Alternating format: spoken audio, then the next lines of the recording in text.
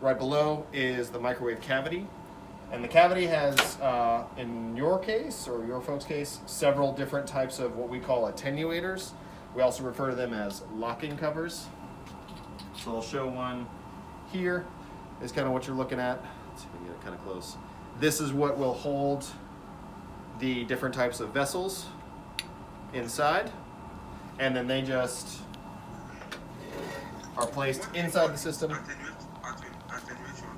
What do you call it? So the attenuator, so we call it that because it technically attenuates, it like modifies the microwave energy. But if you also refer to it as the locking cover, the black part is just the locking cover, that's probably more accurate for what you're typically doing. Does that answer your question? Yeah. Okay. So then the locking cover itself has these 3 prongs on it, so you can only fit it in one way. And then once it's placed in the system, you give it about 1/8 to 1/4 turn. It locks in place, and then the system knows what type of vessel you're wanting to use in the system. So, going from there, we have our 2 different types of vessels. We have again, I'm going to try and get everybody here. We have a larger 35 mil vessel, and we have a smaller 10 mil vessel. The 10 mil vessel, we've seen success as low as 200 microliters, but typically you work at about 1/2 milliliter up to about 7 milliliters in this vial. About 70%, you want to leave the other 30% for headspace, because oftentimes you're heating things past the boiling points of your solvents, so it's going to be generating vapor pressure. With the 35 mil, you'll start at about 3 milliliters. Can you work your way up to about 25 milliliters? The vials and caps are, from a safety perspective, from CEM's point of view, they are non-reusable, so one-time use. That being said, they are solid borosilicate glass. The vials will often last several dozens of uses, depending on your chemistry. The caps, we do recommend. Let's see if I can get a good view on this one. I may not. Give me one sec for the folks at home. You may or may not be able to see. Let's see if I can. If you can't, just take my word for it. One of the caps is deformed essentially from being pressed into the cavity, the pressure device, and the other is pretty flat. So the more often these caps are reused, the more often that they're going to potentially leak out your vapor pressure. So I personally usually recommend one-time use on the caps. But they can also be purchased separately to have a kind of larger supply of caps to vials, if that makes sense. So, let's see. From there, the only other thing is essentially the keypad here, which can be used to program the system. We also have a laptop, which I'm going to kind of move into position. They can be used to program the system. I recommend programming from the laptop because it's considerably easier. But that's pretty much it on kind of what you folks would need to worry about from a perspective of needing to run the system. Otherwise, it's just kind of connections and things like that, but kind of everything works as is.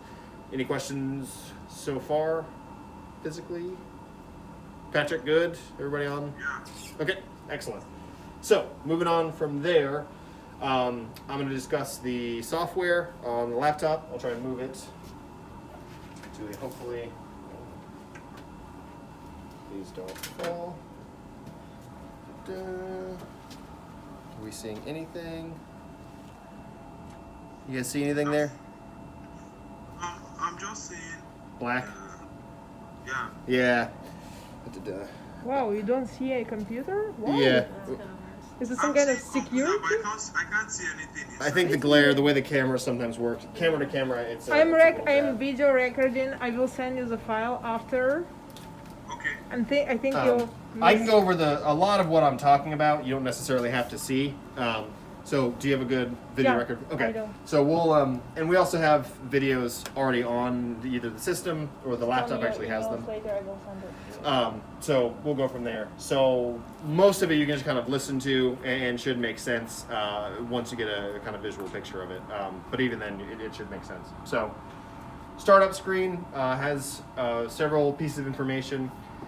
You're looking at graphs of temperature, pressure, and the power of the microwave, all of them over time when the reaction's running. On the left-hand side, this big space is actually space for our in situ camera. So you can actually see the vials while they're inside. You can see when it's running, once it starts boiling, any kind of color change, precipitate formation, things like that. So pretty cool. Top left, this is where you'll be spending kind of most of your time. This is where you're going to be looking at your methods. So method essentially is just what the microwave is going to do, how it's going to interact with your sample, where you want the reaction to go. So to create a new method, top left-hand corner, you can either do method, new method. Quickest is there's a little button here with a little sunflower or star or sun looking thing. Click on that, and that's going to bring you up to a picture here. Where this allows you to pick your different method types. Now, right now, there are 5 different method types. The good news is you guys really only need to worry about the top 2. So since you guys are kind of new to microwave chemistry, the bottom ones you don't need to worry about. I'll discuss them very briefly. The SPS is solid phase peptide. It's actually an accessory we have. Since you guys don't have the accessory, I wouldn't worry about it. If you guys are interested in any kind of peptide chemistry, we do have a system that's dedicated to that, but we can kind of discuss from there. Fixed power, power cycling, so those are what they sound like. So fixed power is, I'm going to put all this microwave energy into it. I'm only going to stop if it hits a safety temperature. Otherwise, I'm just going to bombard it with energy. This is good for something that doesn't absorb very well, or if you kind of have a real keen observation of how your system or your samples interact with microwaves, and you just want to kind of overload it with energy. You don't really care about the temperature too much.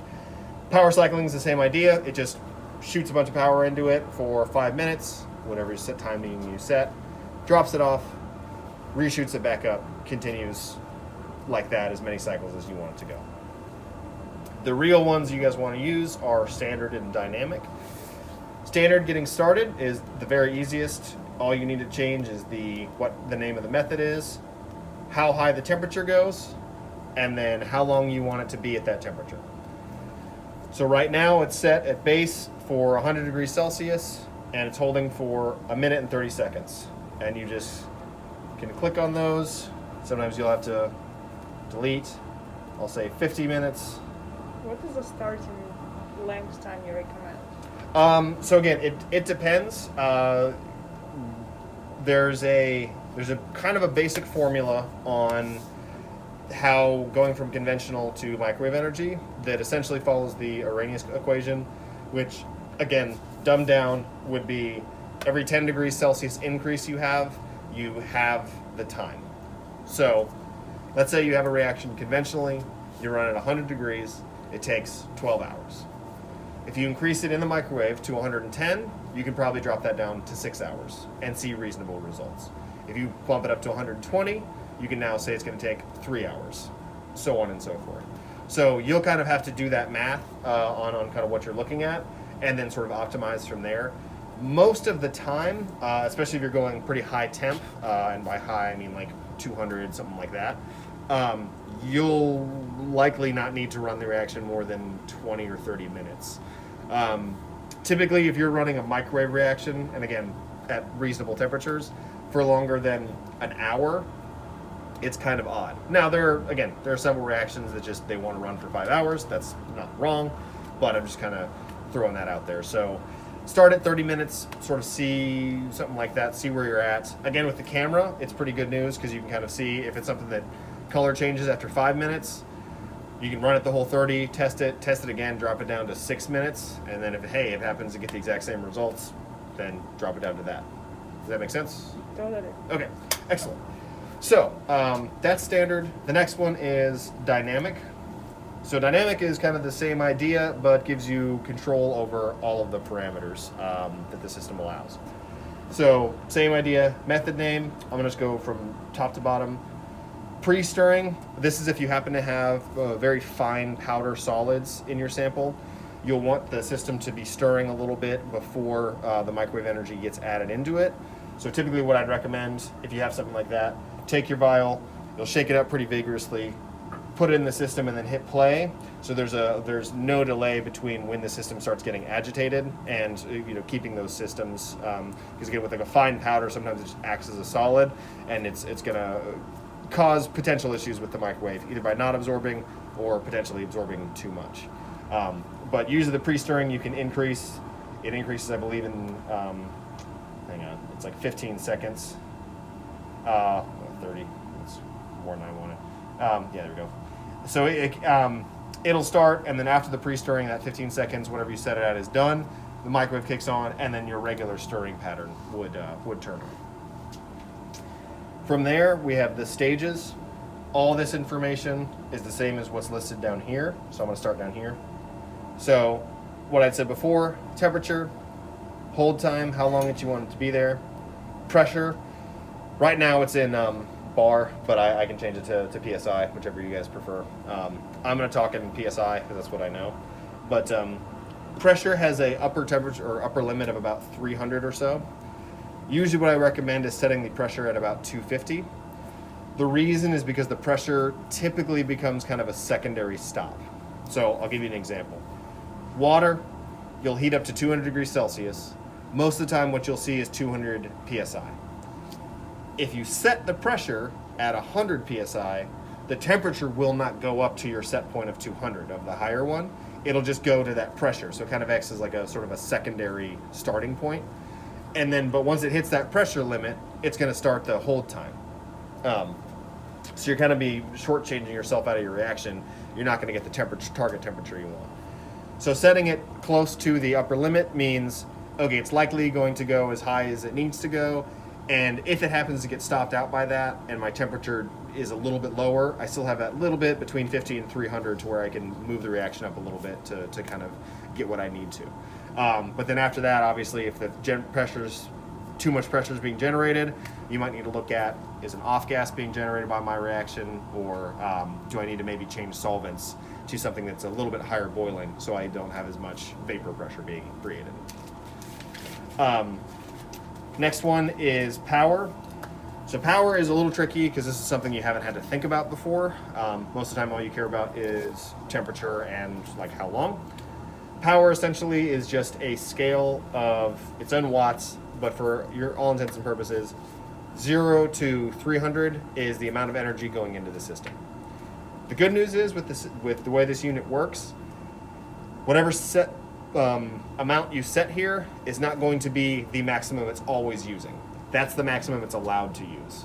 So for instance, if you're heating water, typically if you're heating anything, what's going to happen is it'll say, oh, I can do 300 watts. Let me use 300 watts and then see how well it's heating. Okay, it's heating really well. I only need to use about 100 watts. And then, okay, once I've got to my set temperature of 200, I only need to use 50 to 25 watts to keep it at that temperature. So that being said, you can set the power level pretty high. Usually I recommend 250, 300. You will want to be careful, especially with what you ladies had said about doing solids. You might want to start at a lower power.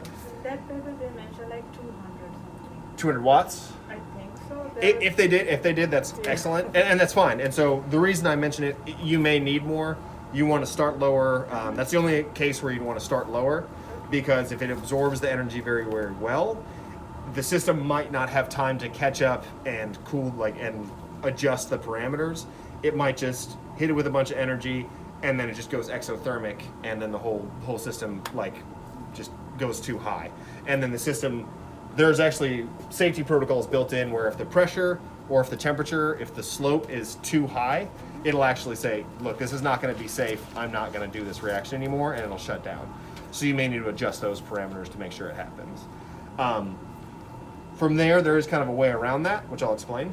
But the next two options that you would need to worry about, power max and stirring. Stirring, just keep on high at all times. The more homogeneous the sample, the better it's going to be.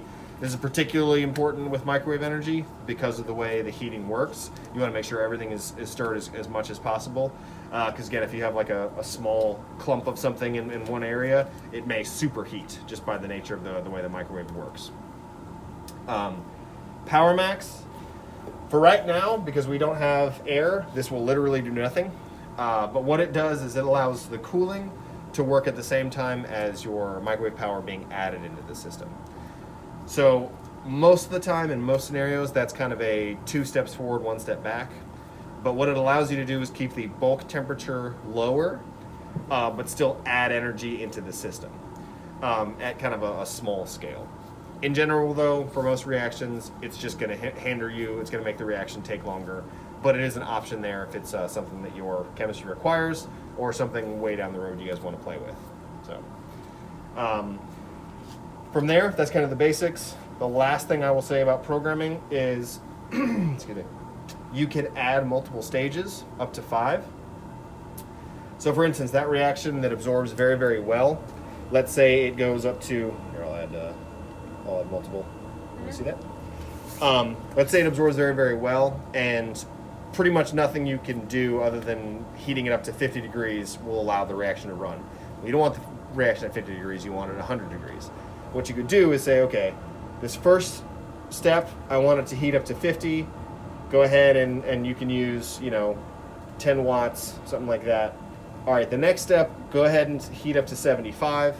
Heat it up slowly, and then that way you'll kind of bypass those sort of safety mechanisms, but you're heating it up at a rate that the system deems safe, and then you'll be okay from there. Otherwise, you can also technically set the temperatures like lower if you want it to cool down for a period and then reheat it back up, those kind of things. So you have a little bit of option. As I mentioned, you have up to 5, and each individual one you can change all of those settings I mentioned: the temperature, time, power, pressure, any of those settings. Any questions so far on the programming? Good? Okay. Good. Okay, I'm gonna move this. So, I'm sorry, the power max, you don't have to set it up, right? I recommend not setting it up. All it's going to do is, just so you can see that it gets added. Sorry. Yeah, I know, it's funny. Oh, really? That's actually, that is funny. Yeah, it's weird. I don't know why. There might be, actually, hang on. I'm curious. What if Yep. if you increase the brightness? The screen's polarized. I think this screen is polarized, which is why, yeah. Fun times. I don't know how to swap the thing quickly, but as I mentioned, hopefully everything I described makes sense, and once you kind of get a hands on the software, it's pretty easy to use. Do you have any questions? Patrick, Firza, Chetria? Like, we're not seeing anything, so we can't really ask questions. Fair enough. Did any of the what I discussed as far as the power and temperature, did that information make sense? Yeah, I know you said what that's between right thing is. So, yeah, but I think I understood some. Okay. Yeah, it should be pretty easy. So from there, once you've created it, it'll just be on the left-hand side right here under test. And then whenever you want to run something, you just click on it. It'll be highlighted. Here, I'm going to do another real quick.